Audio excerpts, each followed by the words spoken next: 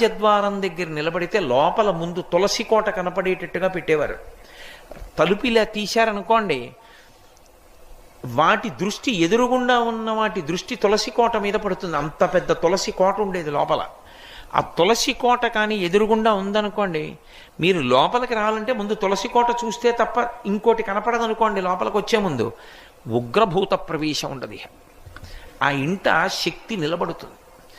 కారణం ఏమంటే ఆ తులసికి ఉండేటటువంటి శక్తి అటువంటిది.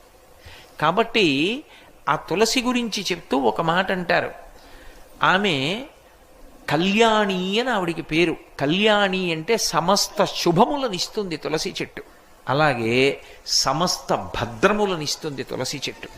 అందుకే ఇప్పటికీ ప్రాణోత్క్రమణం అయిపోతోంది, ఆయనంతా ఆయన తులసి కోట దగ్గరికి వెళ్ళకపోతే కనీసం తులసి నీళ్లు పొయ్యండి అని తులసి నీళ్లు పోస్తారు.